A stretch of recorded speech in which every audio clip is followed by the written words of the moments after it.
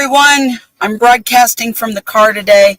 Welcome to America. Some assembly is required.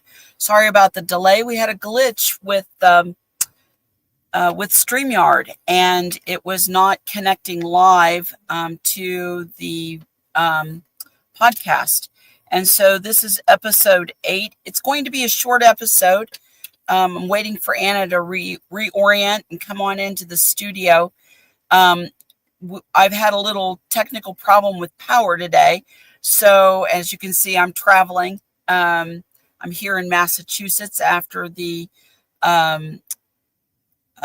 family reunion that we had for all the American state nationals at the Monument to the Forefathers.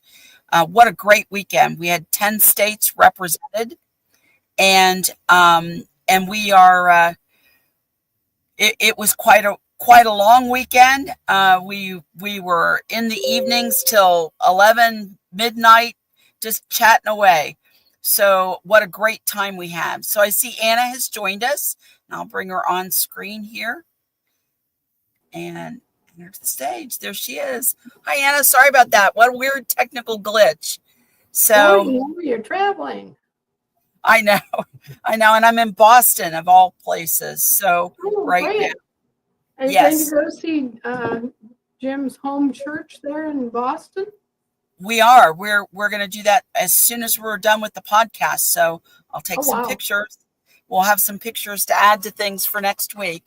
Well, so you'll see a big chunk of the Belcher family history in America. That and Princeton University are two of the most obvious icons.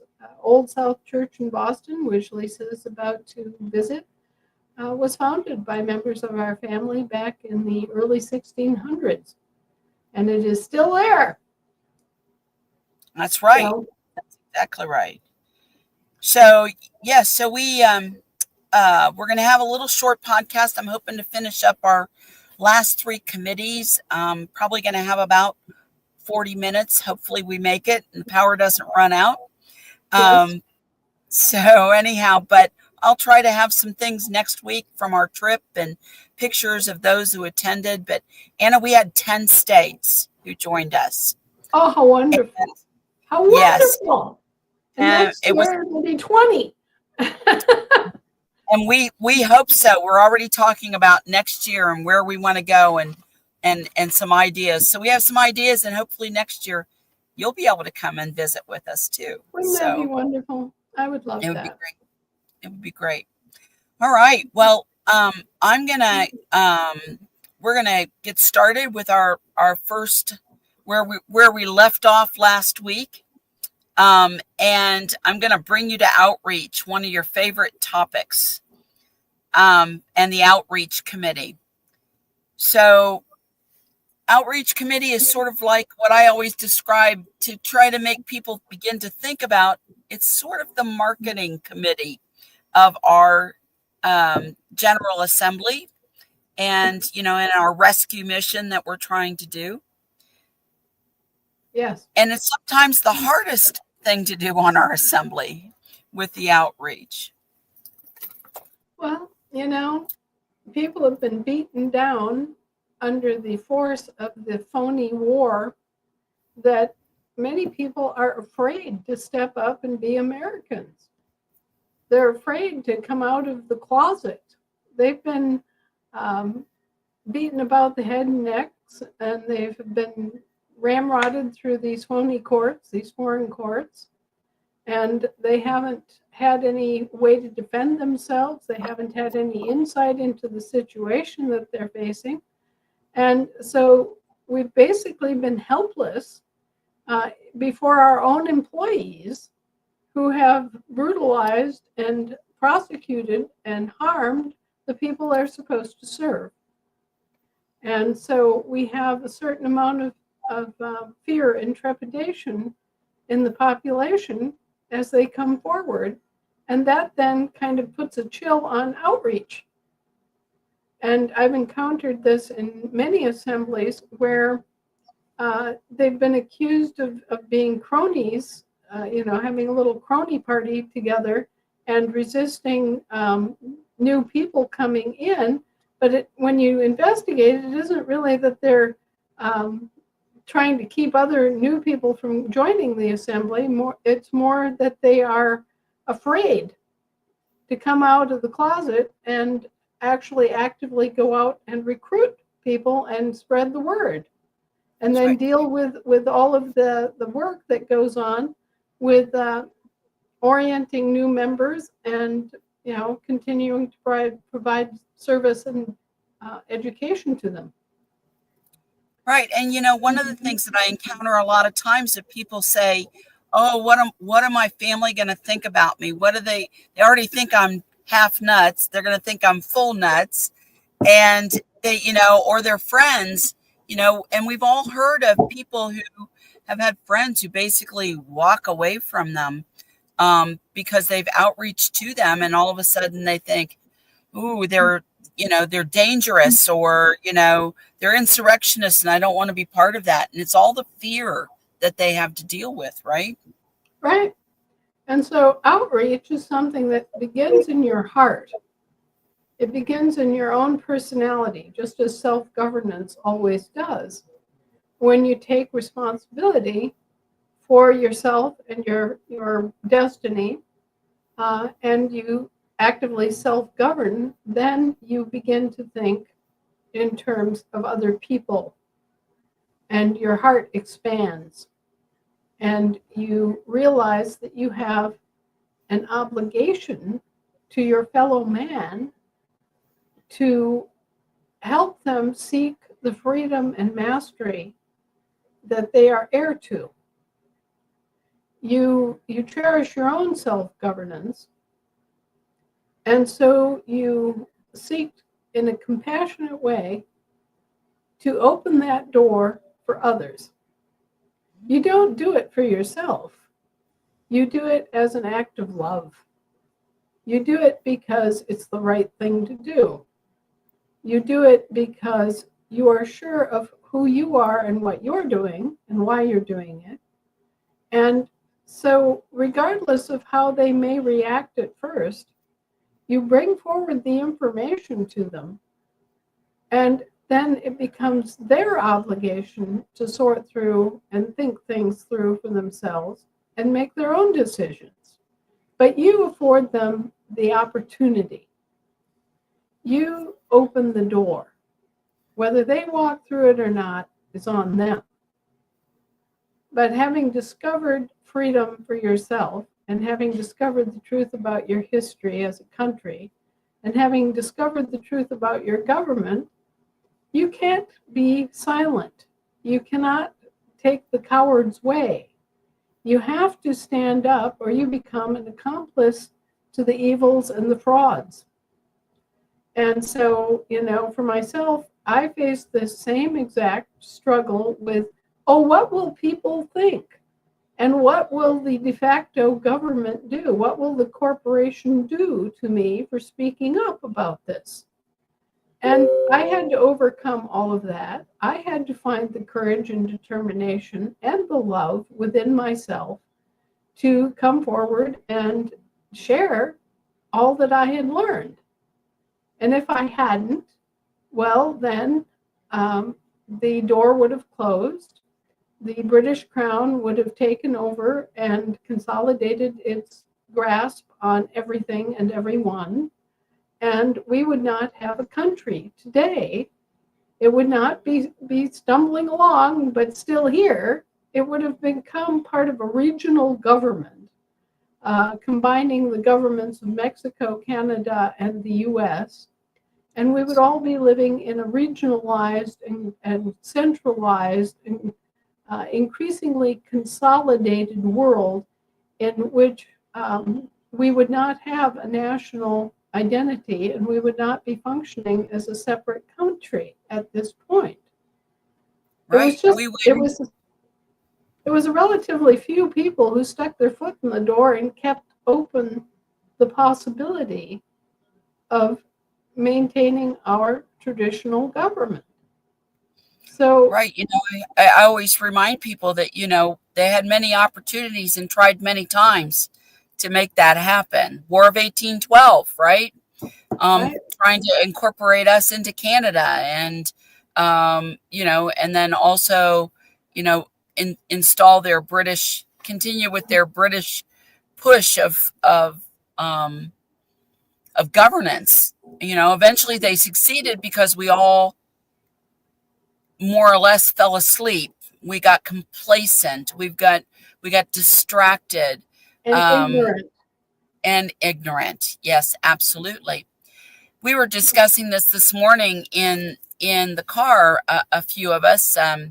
Michelle Ford was with us, and Vanessa Avant from Maine, coordinator on Maine. And I said, now is a great time to, as you're reaching out, to point out the differences. And maybe the conversation starter is, well, did your candidate get elected?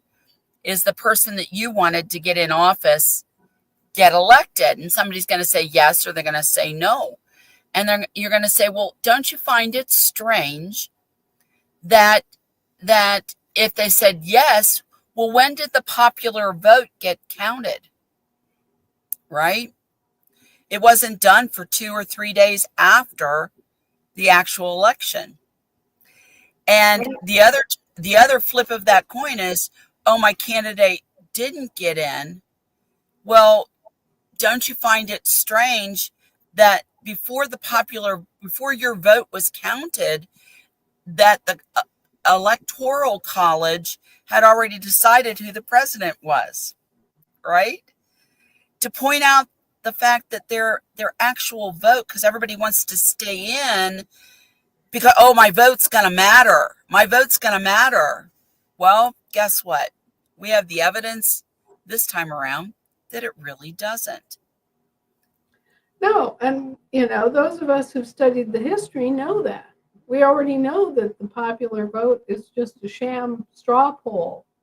But the more interesting part is that they continue to obscure the history of the Electoral College and to keep that from the people knowing.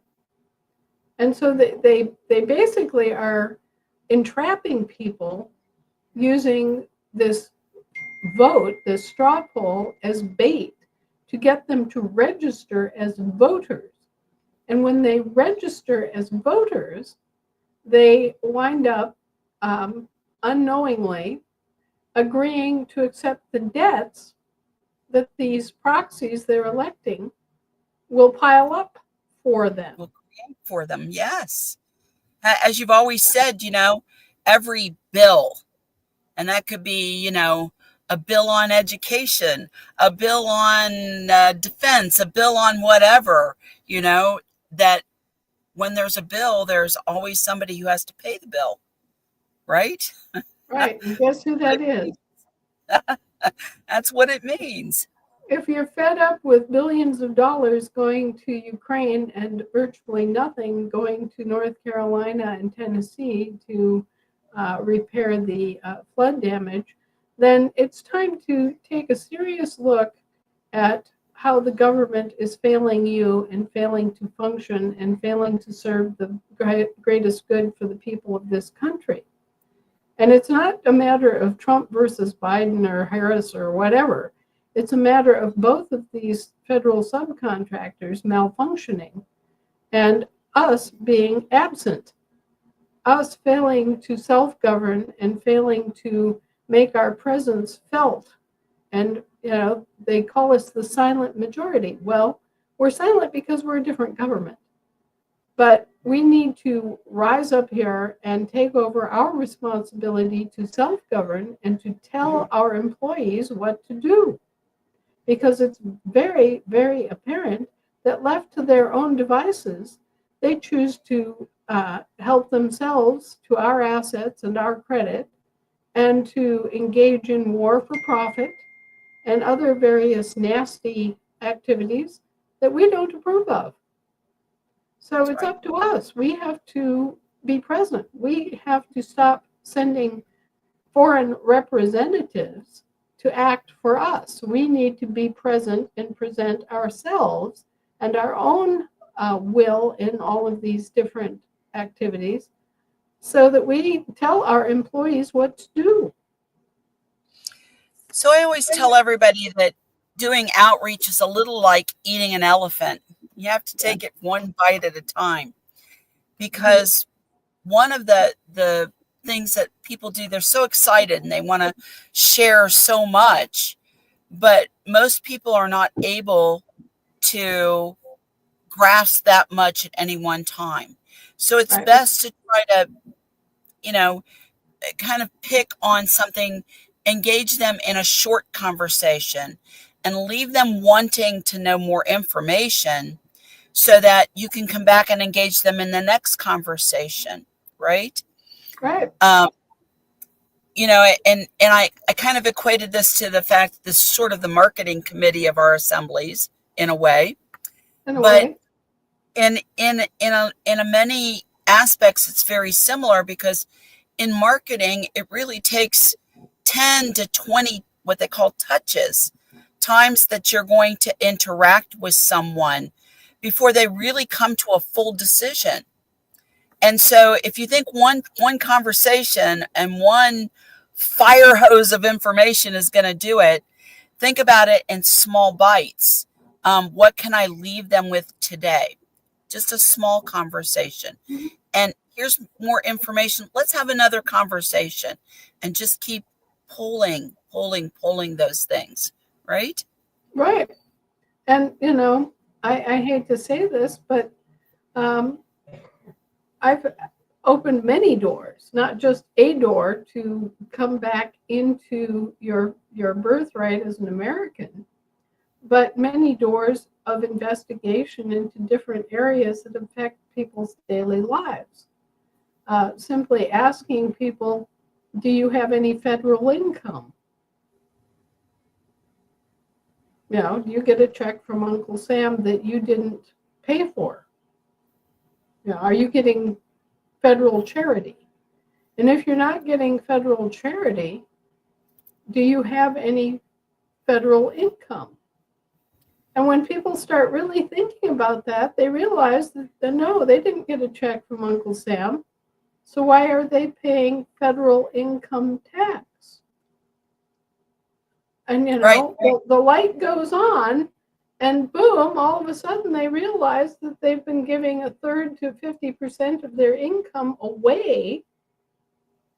And that, basically they have neither federal nor income. But anyway, they start learning about the tax system out of self-interested motives, right? They want to reduce or eliminate their tax bill, and we can teach them how to do that.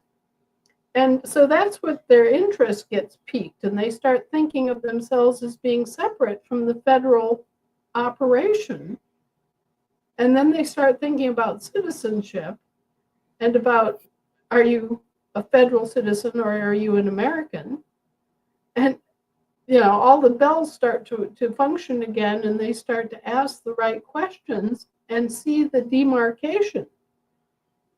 And once that happens, boy, it's Katie bar the door, as you know, Lisa, and it's all gung-ho, and they're all charged up, and they want to tell everyone, and they want to really make a difference, and that's wonderful. But then we still have to realize that the baby steps are necessary to get there. Right, because one of the things we run into in the conversation, if you give too much information, you make people uncomfortable, and they begin to kind of deflect their vision, shuffle, shimmy a little bit, and that's really cognitive dissonance. And that cognitive dissonance is something that happens to us when we have something that opposes what our belief systems or what we've known as truth up to this point gets challenged. And suddenly it causes us to just kind of shut down. And so we have to be aware of that and watch for the physical signs, and be able to kind of wrap that conversation up, give that one bite, and then move on. And so I tell everybody, don't be a fire hose. You want to drip that stream out there just a little bit until you pique someone's interest, and then they'll come back and they'll ask more and they'll ask more, and finally they'll sit down, and then you can be the fire hose you want to be. right? Yeah, I call that the pinball effect. The first time you tell people that they're not a U.S. citizen, that they're an American, it hits them like two steel, two steel marbles hitting each other, and just kind of go bing, bing. It deflects. It's like they can't hear it, and Right. that is the cognitive dissonance. And you have to kind of work around that, and you have to give them time to think about it and to Right. start kind of waking up and looking around and seeing things for themselves. And so outreach is kind of a delicate business on both sides, both because of the fear that members have based on past experiences, and on the side of the public not knowing and firmly having been snowballed into thinking that they're U.S. citizens when really they're not. Right. So, what I always recommend, and some people will say, well, we're going to have gain access to our inheritance. And I always describe that as the icing. What they really need is cake. And that cake is our mission statements. And our what are we here for? Because without getting members who are also interested in helping us grow and keep this government that we are forming, we're going to slide back the other direction again, right? And Right? so I always recommend that people not necessarily speak about the bank. That's not the first topic you should be talking about, right? No, no, no. But you want to hit people where they live. You want to make them think for themselves about things that are observable in the environment, but that they may not have really come face to face with. You know, what is the definition of money? Why don't we have any? You know, um, Right. what what does the word federal mean? Well, if we look at the 1824 Webster's Dictionary, it's a synonym for the word contract.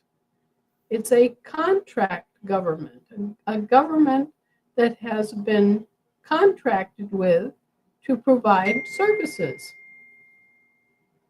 Okay. Right. You Right. know, and all of a sudden people are starting to think, well, contract, that means they're a subcontractor. That means they're our employees. Why are they bossing us around? Good point. Very good point. You So, know, I hope some of that is a good suggestion, um, and gives people a starting point on, take people where they stand, start where they are, right, and find out what they think. What do you think about this new government? What's your, what do you think about, what do you think's going to happen in the new administration? Do you think it's going to change anything? Has it ever changed anything? That's a right, really good question because it's right. in my lifetime, it's only gotten worse. Well, and in my lifetime too. And my grandmother was always a very salty kind of personality and always a very astute observer who started Rat Watch long, long ago. And so, as we're approaching Rat Watch season, with a new administration coming on board, it's a very interesting time for us to sit back and think about some of the things she said. She said, um, white pigs, pink pigs, black pigs, brown pigs, they're all pigs. She said, well, do you want raspberry flavored feces or would you prefer chocolate? Lipstick on a pig means it's still a pig, right? Right, right. Why be confused about the fact that no matter what you choose, you're going to get something you don't want, and you're not going to be in control of it. It's going to rise up and put itself in charge of you. So why give away your power? Why provide them with your proxy so that they can go and do whatever they want, regardless of whether it's good for you? Why not retain your proxy and tell your employees what's to be done instead of your employees being left to tell you what you're going to do and how much you're going to pay for their services and which services they're going to provide you? The employees have been running the show here because we haven't been showing up and telling them what to do. So it's our responsibility to do that. It's not their Right. responsibility. So you make a good point in that is sometimes ask them, about, are you one of we the people? Mhm. And why aren't we the people able to make them understand that we are their employers? Why do we Well, have to be afraid of them? And I think sometimes that's, everybody runs around, we the people, but and they're um, not qualified because they haven't studied and they don't know what we the people means. right, exactly, and that's a good segue into jurisdictions. Right. And so, there's lots of little ways to approach it. There's no one tried and true way. You just have to take people where they are, where their mindset begins, and then try to start, talking to them about how to, you just find the holes. That's there. It's hard to describe in some ways, but you find the holes in their thinking, and you Mhm. try to fill the holes with the true, with what is true. So yesterday we stopped at a place called the Jenny Museum in Plymouth, and we spoke with the local, well recognized historian, Mhm. and had quite a conversation with him. In fact, it was a 2.5 hour. He took us back into his meeting room. He wanted to hear more, and and as he would bring up something, Michelle Ford or I would fill the hole, or one of our other members, Tom Hiss, who is our treasurer, Tom would speak up and fill a hole somewhere. Right. And he was fascinated, and and I gave this tip out the other day: is the Massachusetts Assembly needs to go contact him and make an appointment because he wants more information. And I think that's going to be very helpful. And and he also gave me some contacts. So that's for Ohio. So that's really great, and I'm going to make sure I do that outreach when I get home. And but it was filling in holes. He had lots of information, Mhm. but being able to come back in and say, there's a piece missing there. Let me tell you what that piece is. Yes. And Yes. it was fabulous. It really was. So so it's just one of those things where we have to begin where people are. If they're very advanced, then you can speak more advanced. Mhm. If they're not very advanced and they're very ignorant of what is really going on, meaning they've never really been exposed to what the real true American history is, then we have to go at it very slowly and and kind of begin to suggest in. Well, I always suggest that people read Disclosure 101, not because it's the low end of the swimming pool, but because it allows them to connect to the experience that I went through, because they're going to go through the same thing. You know, just as we all have a common pattern of resolving grief in our lives, there are stages of the grieving process that you can basically tick off as you go through it. The awakening process is the same way.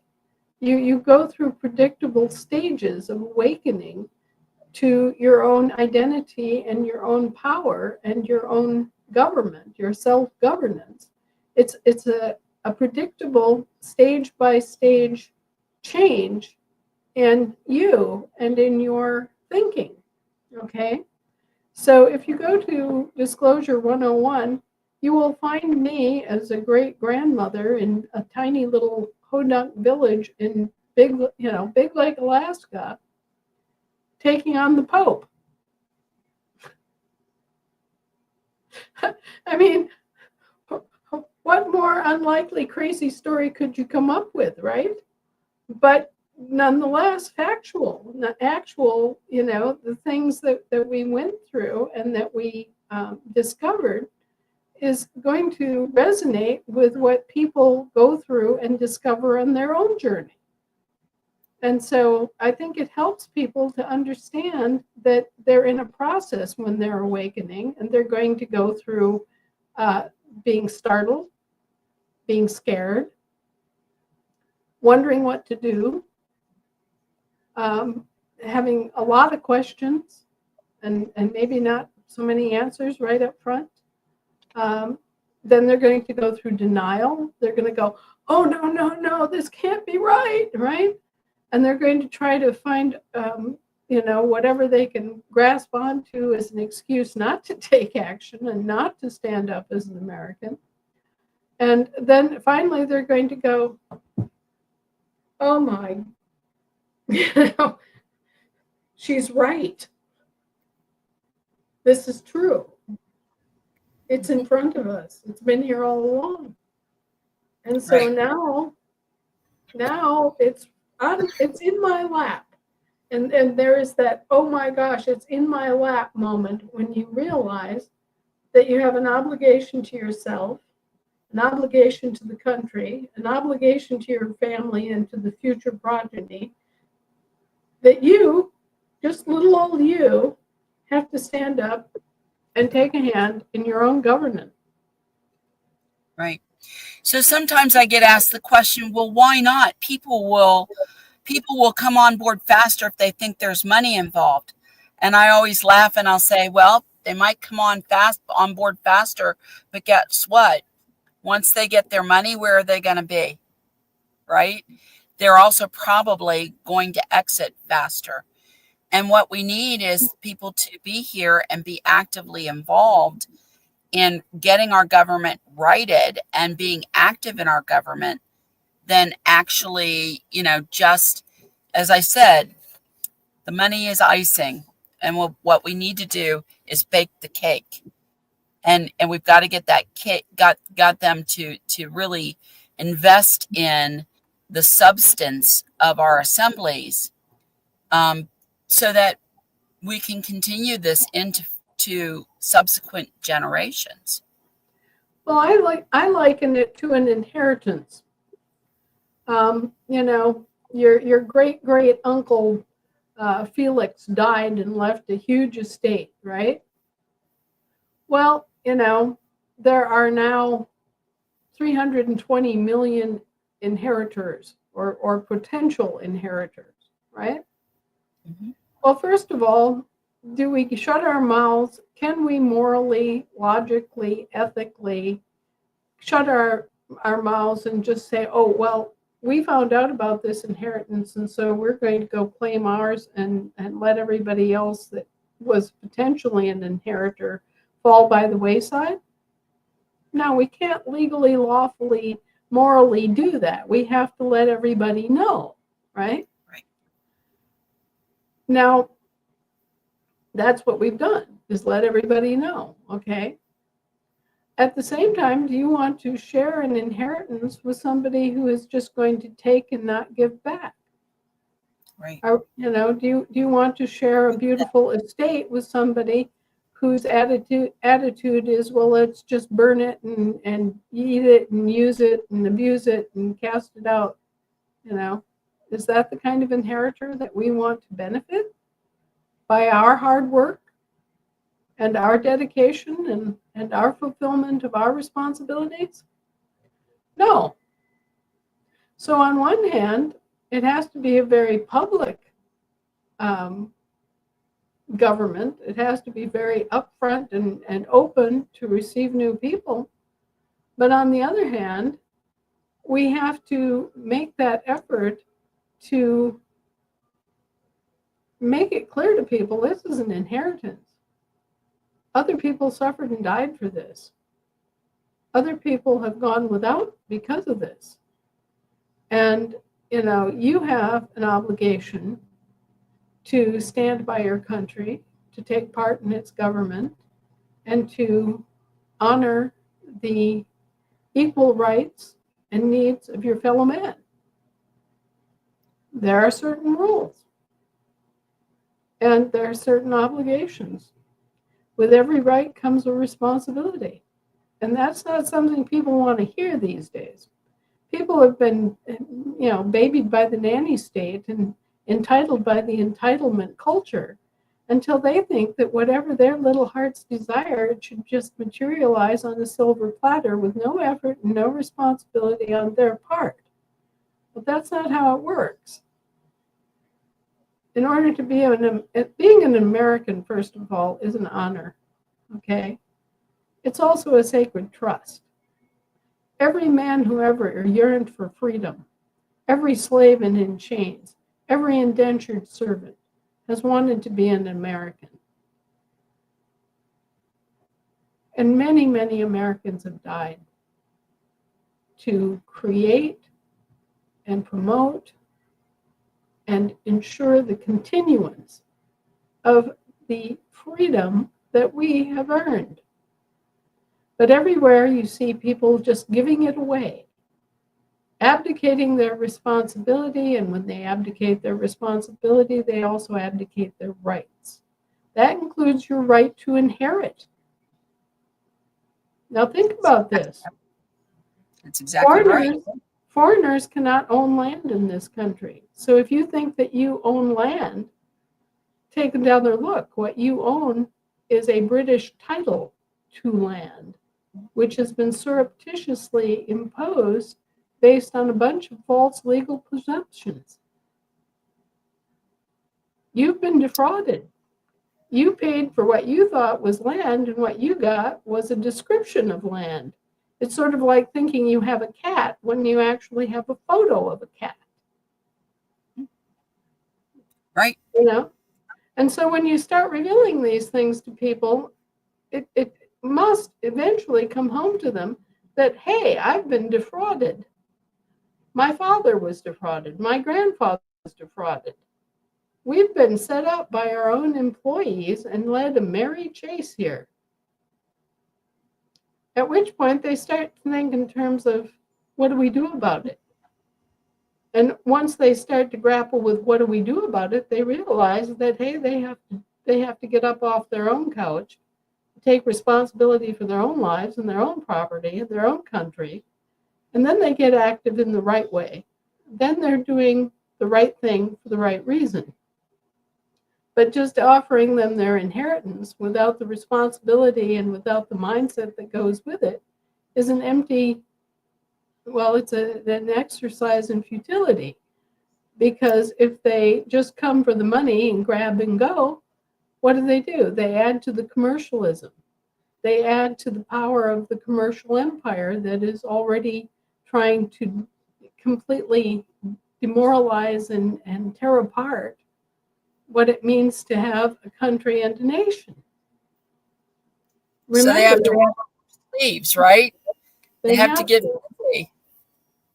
They have to get dirty and get down just like all the rest of us in order to receive back their inheritance. They're going to have to understand their inheritance and all that it means. Right. You're going to have to be a member of the assembly. You're going to have to go through the orientation. You're going to have to figure out who you are and what you are and what your responsibilities are as an inheritor. Okay. We're not just going to, this first little group that has gone through the process will get their inheritance. Some of them will fritter it away. Some of them will suddenly disappear from the assembly meetings and go, oh, Jack can do it. Okay? Yeah.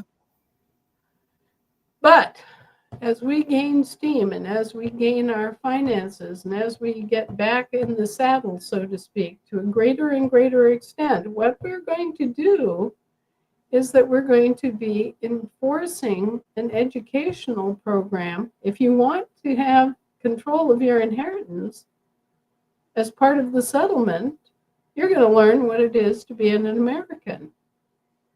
You're at least going to have it put before your face what your obligations are. We can't stop you and won't stop you from getting your inheritance, but we will most certainly stand in the way and make sure that you know what this inheritance involves and where it comes from and who you really are. Absolutely. That's absolutely true. So I'd like to move on if we could and go to the topic of IT infrastructure. That's going to be one of your favorite topics, right, Anna? Oh, it's right up there with banking. Sorry. Anna sometimes is a little technically challenged. So, Oh, no. Be more honest, okay? I'm the girl who had to get her roommate to operate the vending machine in college, okay? I couldn't get a Coke out of the vending machine. I had to get my roommate to come help me with that, okay? I am about the most non-technical person you could imagine. When I learned how to type, my father practically wept and praised God for a miracle. And I'm horribly, what is the word for that? My eye-hand coordination sucks. All right. I can't play baseball to save myself. And so it well, was I don't mean to make fun. no, but I shouldn't. It's true. Some of us have other skills and other, attributes, but the IT is not my strong suit. Okay. Right. And Well, neither is anything mechanical.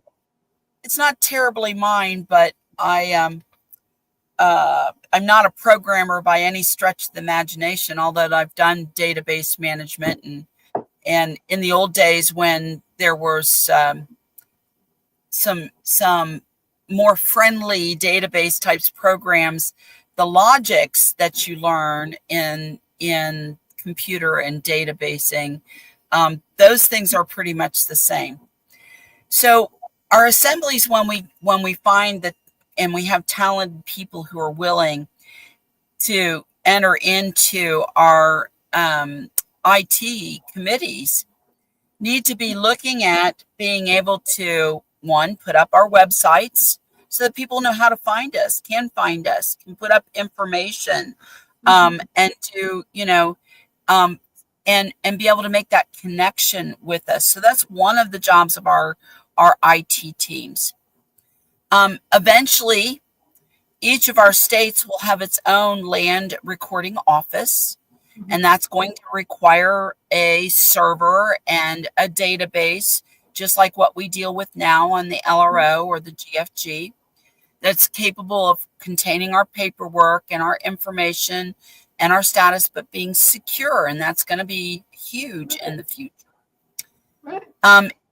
It's going to also kind of help us manage some of the history and the archived information that we're going to need to not only put out there as archive, but also handle being able to be a resource for us on as well, that we can draw from, that we can point to, and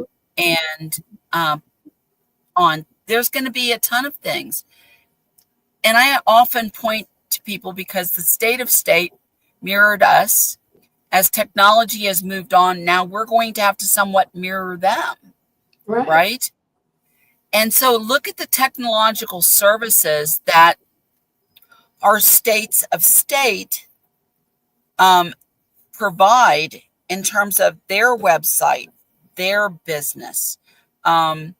Eventually we're going to have to be able to, have that land recording office that can provide for our credential cards, that can provide for placards on our cars, maybe, that so it's recognized by the state of state and the rest of the states according to Article 4, Section 2, all across the country, you know.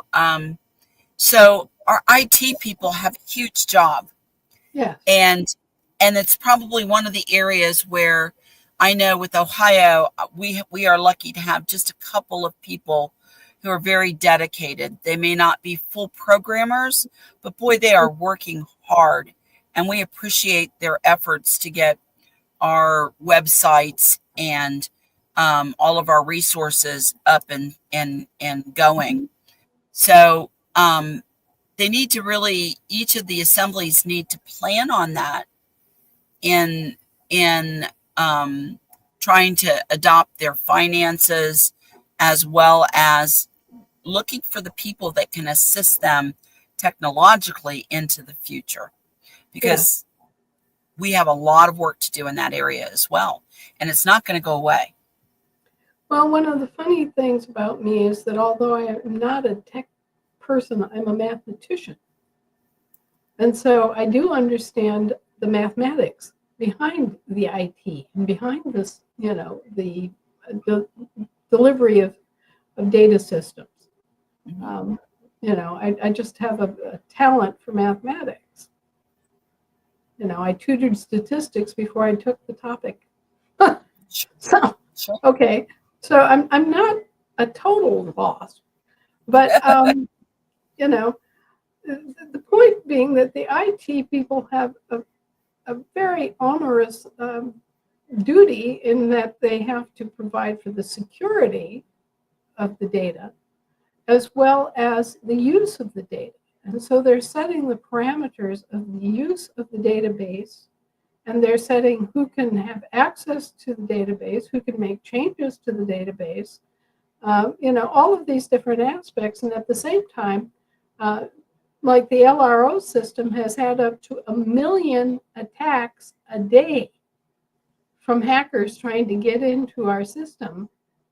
And we have to have the protocols in place to detect those attacks and ping them out back into cyberspace. Um, Right.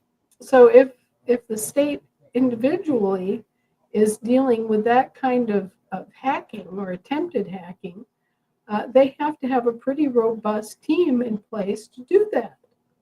And that costs money and it costs expertise. And it's also a personal security issue, because what if you have someone who gets disgruntled and decides to, um, you know, basically put a bug in your system that allows hackers from China or somewhere else to access your system? That's right. So it's That's a right. constant concern. IT is one of those areas where security is very important, and where you have to have additional help and oversight. We've been very, very fortunate in that at the federation level, we've had extremely competent, extremely talented people who have taken up the um, job of maintaining the security and the firewalls and everything else that goes into keeping our system secure. And that has to be extrapolated out into all the states. And really, I would like to say that if your state is having problems with IT or with security, you can call on the Federation. We do have experts who can help you and who have, gone out to the states and have set up protective firewalls and things of that nature to prevent hacking and prevent, viruses being included into state computer systems. Um, and let's face it, a lot of the people that are heading up assemblies are graybeards. They're people my age and slightly younger, but it's people who are 50 years old, say, who are, I'm not going to say that they're not technologically savvy, many of them are, but um, they're not necessarily going to be able to keep up with the fire hose of technology without really paying attention to technology as an issue as it pertains to the assembly and its functions. And I think that IT is a committee where you have to build that bridge between our history and our functions as a government and the technological world that we now live in. So by all means, use the Federation as a backstop. Use our IT people to help you if you get in trouble. But also make the commitment to your assembly and to your state to build an IT team and, focus on IT as it applies to your functions. Right. Exactly. We need recruiting in that area. That's for sure. So Anna, I just got the screen of death message. So I want to be able to hop off here and end it. So next week we'll start with Sessions Committee and then move on. Okay. That's actually a great thing to start with Sessions Committee. So we'll look forward to that. Okay, great. Well, everyone, thanks very much for joining us. We'll see you next week. Like and share and get that word out there in social media if you can. So we will continue on and look forward to seeing Anna next week, as well as hearing about the Sessions Committee. So thanks, everyone. Bye. Take care.